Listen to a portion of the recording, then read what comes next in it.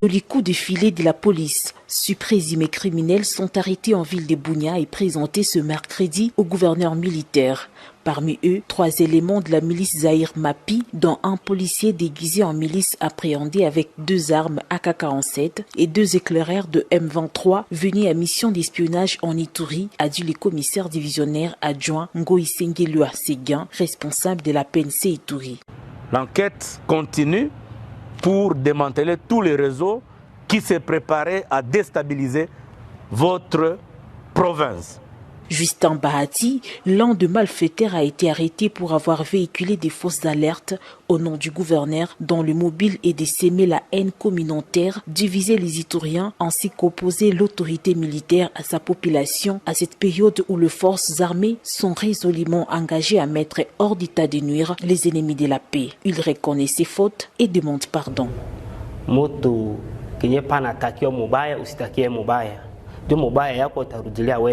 Comme ça, ile komunye kwa chunga si hapa bahata kusaliri jina yake. Mimi bado ona mubaya yake wala mimi bado ona. Juu gouverneur para ndana maneno kama gouverneur kwa ndana maneno ile kama hapa si yote si pana. Ndio, ile ndio message kimetasema na banjango kule.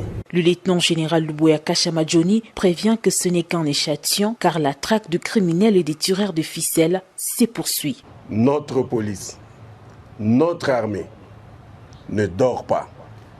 Mais malheureusement, il y a des gens qui sont là midi, matin et soir pour salir notre armée et notre police, pour salir leurs autorités. Ils font des messages de haine, et spécialement, particulièrement contre le gouverneur. Quelle méchanceté! Moi j'ai toujours dit, en Ituri, ce n'est pas une histoire de communauté. C'est une histoire de quelques criminels qui sont dans toutes les communautés et qui pensent que les communautés vont les accompagner. Voilà aujourd'hui. La paix et la tranquillité doivent être restaurées en Ituri, souci majeur du chef de l'État Félix Antoine Tshisekedi Tshilombo, avec l'accompagnement de toutes les communautés à Marté.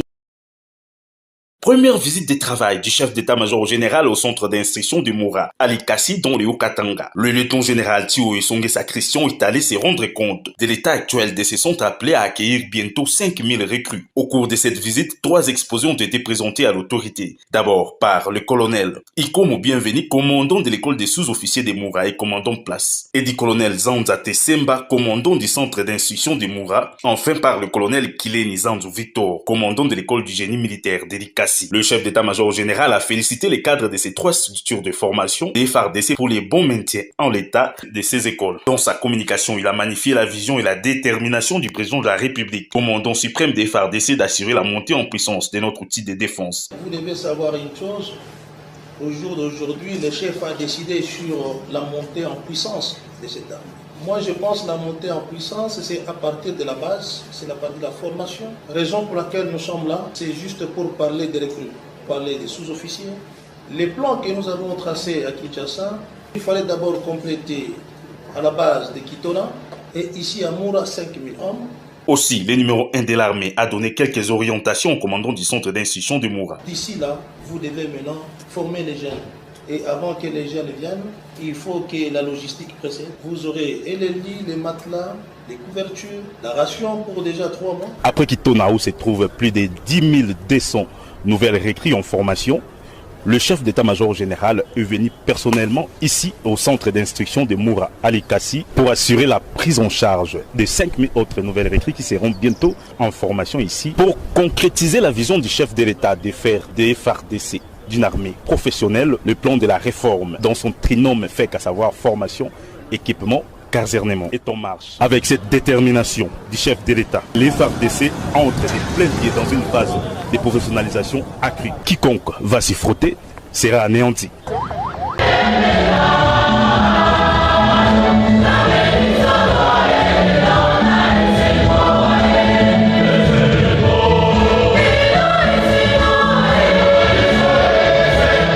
La mémoire de nos 2 héros nationaux, Patrice Emery Lumumba et Laurent Désiré Kabila, a été honorée ce lundi 16 janvier 2023 au cours d'une messe d'action de grâce à la paroisse Saint-Esprit de Goma, présidée par l'évêque du diocèse de Goma, Monseigneur Wilingumbi Ngengele, en présence du vice-gouverneur du Nord Kivu, le commissaire divisionnaire, et Koukalipopo Jean Romuald. Dans son homélie, le prélat catholique a mis au centre une préoccupation, celle de la recherche de la paix et la justice. Les béatitudes ont constitué l'évangile de Jésus-Christ selon saint Matthieu dans cette célébration eucharistique. Monseigneur Willy Ngumbi est revenu sur les différentes guerres connues par la RDC, en commençant par celle de la FDL jusqu'à l'agression dont est victime aujourd'hui la RDC. Quand est-ce que le pays connaîtra la paix? Les figures de Kabila et Lumumba sont une réponse au questionnement, a renchéri l'officiant du jour. En ce jour, nous célébrons nos héros nationaux. Nous devons tous nous poser la question: est-ce que moi j'aime ce pays? Est-ce que moi j'aime ma patrie? Suis-je prêt à donner ma vie pour ce pays, pour ma patrie?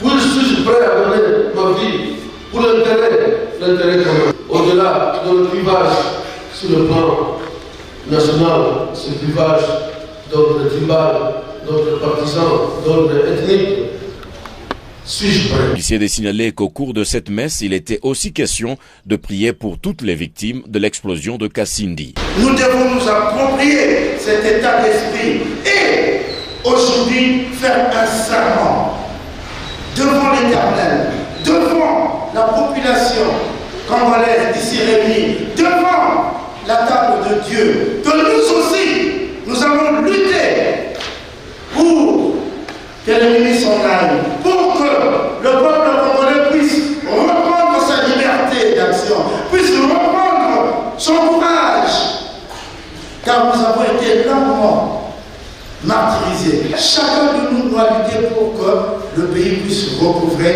sa souveraineté. Amen. Cette guerre rentrera d'où elle est venue, tôt ou tard, comme l'avait prédit Laurent-Désiré Kabila.